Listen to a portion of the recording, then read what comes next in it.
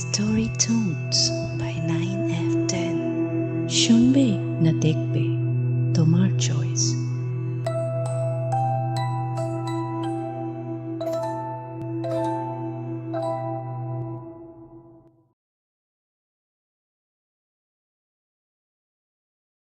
আজ বিকেল থেকেই আকাশের বুকে বিন্দু বিন্দু মেঘ জমতে শুরু করেছিল। এখন সন্ধে হতেই সেই মেঘ পুরো আকাশ ছেয়ে গেল। রবি এখনো বাস স্ট্যান্ডে দাঁড়িয়ে রয়েছে মোহনপুর যাওয়ার রিকশার জন্য। নিজের মনেই বিরক্ত হয়ে রবি বলল, কপাল খারাপ হলে সবই সম্ভব। বিনয়কে কখন বলা হয়েছে জরুল কালীতলা এসে দাঁড়াতে, তো সে বেটা তো এত দেরি করলো, পরপর দুটো ট্রেন ছাড়তে হলো। পরে বিনয়ের জন্য অপেক্ষার হাল ছেড়ে দিয়ে দুপুরে ট্রেনে যখন নীলগঞ্জ স্টেশনে নামলাম, বিকেল ফুরিয়ে গেছে।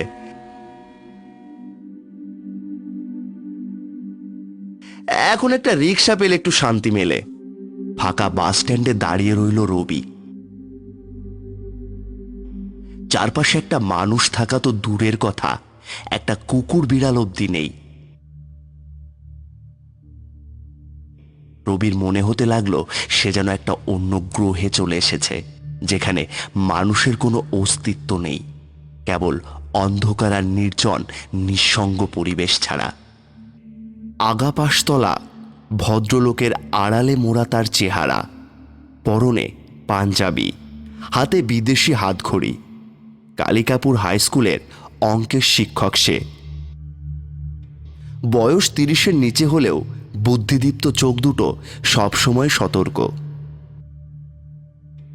কতক্ষণ অপেক্ষা করছে রবির খেয়াল নেই। হঠাৎ পেছন থেকে একটা ডাক ভেসে এলো, বাবু কোথায় যাবেন?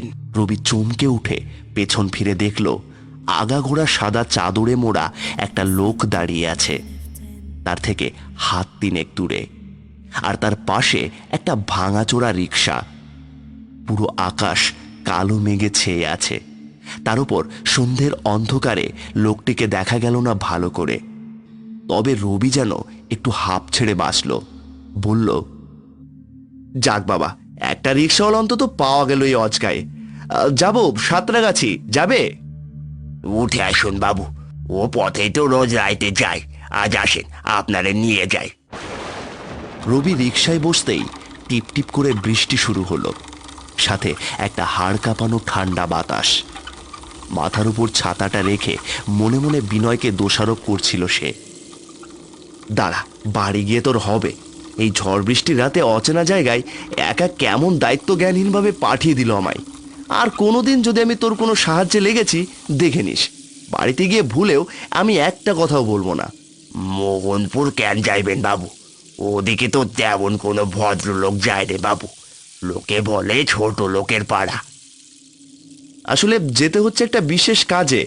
আমাদের স্কুলের হেডমাস্টারের বড় শরীর খারাপ, তার গ্রামের বাড়ি এখানে, তাই আসতেই হলো। তবে আমার সাথে আমার একজন বন্ধুর আসার কথা ছিল, তবে তিনি এসে পৌঁছননি, তাই আমায় একাই আসতে হলো। এই রাস্তাটা সম্পূর্ণ আমার অজানা। তুমি আমাকে মোহনপুর কালী মন্দিরের সামনে নামিয়ে দিও, ওর পরের রাস্তাটা আমি চলে যেতে পারবো। স্যারের কাছ থেকে ঠিকানা নেওয়া আছে।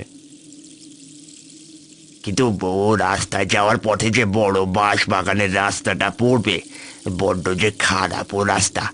রাতের বেলা ও রাস্তার বড্ড বদনাম রয়েছে। বদনাম বলতে সে কি চোর ডাকাতের ভয় নাকি? না না, চোর ডাকাতের ভয় হলে তো কোনো কথা ছিল না। ও রাস্তা তো তেনাদের। সন্ধে নামার পর থেকে ও রাস্তায় তেনাদের আগমন ঘটে। কোনো মানুষদের তো ওরা ছাড়ে না। আপনি তো জলজান্ত আস্ত মানুষ, আপনাকে তো আরো ছাড়বে না। ততক্ষণে টিপটিপ করে বৃষ্টিটা আরো বেড়ে গিয়ে সূচের মতো গায়ে এসে বিঁধছে। রিক্সাওয়ালার কথাটা শুনে মেরুদণ্ড বরাবর একটা ঠান্ডা হিমেল স্রোত বয়ে গেল রবির। ভূতে তার ভয় নেই ঠিকই, কিন্তু এমন অজপাড়া গায়ে, এমন অন্ধকার দুর্যোগের রাতে এই ভয়টা পাওয়া অস্বাভাবিক নয়। কি হলো বাবু, আপনি কি ভয় পেয়ে গেলেন নাকি? ভয় পাবেন না, যতক্ষণ আমি আছি ততক্ষণ কোনো ভয় পাবেন না। না না, কি বলছো তুমি? যাকে চোখে কখনো দেখিনি তাকে কখনো বিশ্বাস করা যায়? ও সমস্ত মানুষের বানানো গাঁজাখুরি গল্প। ভূত বলে কিছু হয় না। ও সমস্ত মানুষের মনের অন্ধবিশ্বাস আর কুসংস্কার। রিক্সাওয়ালা সামান্য এবার হাসলো। তাহলে আপনি যদি এই চোখের সামনে ভূত দেখতে পান তাহলে নিশ্চয় বিশ্বাস করবেন, তাই না কর্তা? একবার আমার পায়ের দিকে তাকান তো। রবি রিক্সাওয়ালার পায়ের দিকে তাকাতেই আঁতকে উঠল ভয়ে। সেই পা দুটো প্যাডেলে ঠেকে নেই, বরং সেই পায়ের জায়গাটায় আস্ত সাদা একটা কঙ্কাল। কঙ্কালের সেই পায়ের হাড়টা পেছনের দিকে ঘুরে রয়েছে তার। দেখে সমস্ত শরীর স্তব্ধ হয়ে গেল রবির। ততক্ষণে বাজ পড়তে শুরু করেছে, সাথে মুষলধারে বৃষ্টি। হঠাৎ বিভৎস অট্টহাসিতে হাসতে লাগলো সেই রিক্সাওয়ালা।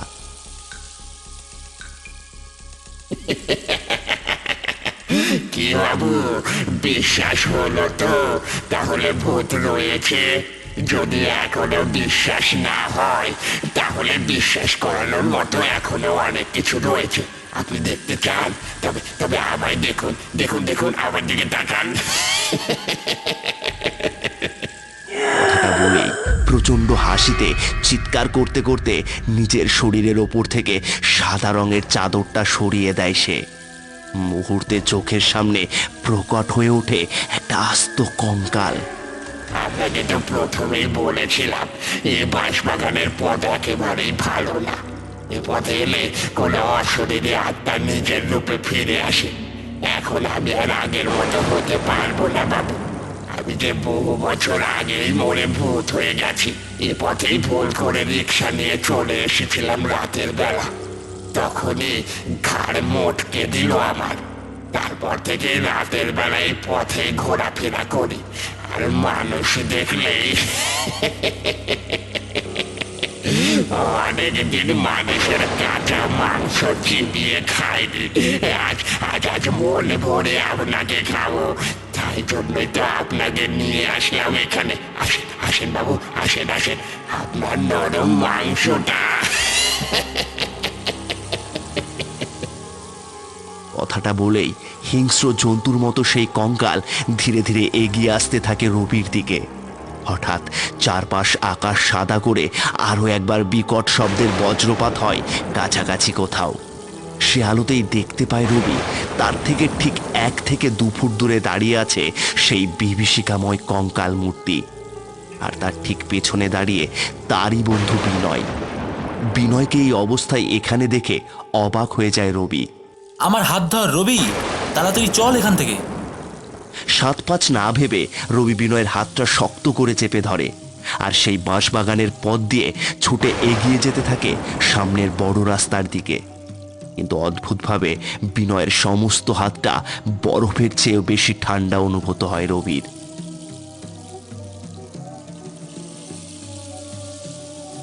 তোর হাতটা এত ঠান্ডা কেন রে বিনয়? ও এতটা সময় বৃষ্টিতে ভিজলাম তো তাই। ও কিছু নয় রে। কিন্তু বিনয়, তুই এখানে কি করে এলি? আমি তো তোর জন্য অপেক্ষা করে 2খানা ট্রেন ছেড়ে দিয়ে শেষ ট্রেনে এলাম। আমি আসতাম রে, একটুর জন্য দেরি হয়ে গেল তাই। সেসব ছাড়, এই বাঁশবাগানের রাস্তাটা মোটেই ভালো নয়। তুই কি আগে থেকে জানতিস না সেটা? এখন আমি যদি ঠিক সময় না এসে পৌঁছাতাম তাহলে ওই শয়তান রিক্সাওয়ালা হয়তো এতক্ষণে বোধহয় তোকে। আমি কখনো আসিনি রে, তাই এই সমস্ত রাস্তার ব্যাপারে কিছুই জানি না। রবি পেছন ঘুরে ভালো করে দেখে নিল।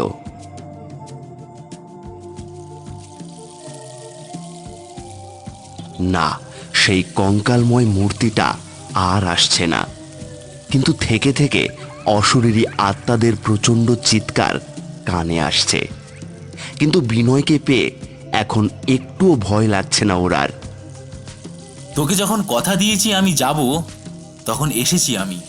এখন সোজা রাস্তা ধরে এগোলেই আমাদের হেডমাস্টার মশাইয়ের বাড়ি। সোজা রাস্তা ধরে তুই এগিয়ে যা। কেন রে, তুই যাবি না আমার সাথে? কথাটা বলার সাথে সাথেই নিজের হাতের উপর থেকে সেই ঠান্ডা স্পর্শটা যেন কোথাও উধাও হয়ে যায়। থমকে দাঁড়িয়ে চারপাশ ভালো করে দেখে নেয় রবি। কোথায় তার বন্ধু বিনয়? সম্পূর্ণ ফাঁকা বাঁশবাগানের পাশে সে একা। কয়েকবার চিৎকার করে রবি ডাকতে লাগলো, বিনয়, বিনয়, কোথায় তুই? তুই কি আমার সঙ্গে মজা করছিস? রবি সামনের দিকে তাকিয়ে দেখতে পেল আর একটুখানি এগোলেই সামনের বড় রাস্তা, একটা চায়ের দোকান। মনের মধ্যে নানা চিন্তা নিয়ে ধীরে ধীরে সেদিকেই এগোতে লাগলো রবি। বড় রাস্তায় উঠে হেডমাস্টার মশাইয়ের বাড়ি খুঁজতে বিশেষ কোনো অসুবিধা হলো না তার। রবি হেডমাস্টারের ঘরে গিয়ে দেখে হেডমাস্টার মশাই বিছানায় বালিশ রেখে শুয়ে আছেন। এখন শরীর কেমন আছে মাস্টার মশাই? আগের থেকে বেশ ভালোই রয়েছে, কিন্তু খবরটা হয়তো তুমিও শুনেছ। এই খবর শোনার পরে কি আর ভালো থাকা যায়? কি খবর মাস্টার মশাই? মানে কিছু তো শুনিনি। সে কি, তুমি এই খবরটা শোনোনি? আমি তো বিকেলেই শুনলাম। না, আসলে আমি তো দুপুরেই বেরিয়ে গেছি। বিকেল বিকেল আপনার এখানে দেখা করে আবার রাতের মধ্যে বাড়ি ফিরে যাওয়ার কথা ছিল, কিন্তু ওই বিনয় দেরি করলো। বিনয় দেরি করবে আর কি করে? বিনয় যা নেই রবি, আজ দুপুরে স্নান করে ফেরার সময় শ্বাসকষ্টে মারা গেছে। বাড়ির লোককে কোনো সময় সুযোগও দেয়নি, সাথে সাথে মৃত্যু। কথাটা মাথায় বজ্রপাতের মতো এসে পড়ল রবির। বিনয় আর নেই, সে দুপুরে মারা গেছে। তাহলে তার সাথে এতক্ষণ কে ছিল? নিজের হাতের ওপর এখনো একটা ঠান্ডা স্পর্শ লেগে রয়েছে রবির। এবার যেন এতক্ষণ ধরে তার মনের মধ্যে হওয়া প্রত্যেকটা প্রশ্নের উত্তর খুঁজে পেল রবি। কেন বিনয় ট্রেনে আসতে পারেনি? কেনই বা ওর হাতটা এত ঠান্ডা ছিল? আর কেনই বা ওই অশরীরী প্রেতাত্মা দলের ভিতর থেকে ওকে উদ্ধার করে নিয়ে এলো বিনয়? মাথাটা কেমন যেন বো বো শব্দ করে ঘুরতে লাগলো রবির। কোনো রকমের ঢকঢক করে এক গ্লাস জল গলায় ঢেলে নিয়ে বসলো সে। কিন্তু রবি, তুমি এই রাতের মধ্যে ওই বাঁশবাগানের পথ দিয়ে এলে কি করে? ওই পথ যে রাতের বেলা অভিশপ্ত হয়ে ওঠে, আর এখন যে বাজে রাত 9টা। তুই আমায় ডেকেছিস আর আমি না এসে থাকতে পারি? সত্যি বিনয় না এসে থাকতে পারে না। ছোটবেলা থেকেই সমস্ত জায়গা থেকে শুরু করে মৃত্যুর পরেও নিজের বন্ধুকে একা ছাড়েনি। বিপদ থেকে তাকে এসে রক্ষা করেছে। দুফোঁটা জল কখন যেন চোখের কোণে থেকে নেমে পড়ে গেছে গালে, খেয়াল নেই। বাইরে তখন বৃষ্টি থেমে গিয়ে হালকা চাঁদ উঠেছে আকাশে। আর হেডমাস্টার মশাইয়ের বাড়ির জানলা থেকে দূরে দেখা যাচ্ছে ওই বাঁশবাগানটার পথটা, যে পথটা রাতের বেলা মানুষের নাম প্রেতাত্মাদের জন্য জেগে থাকে।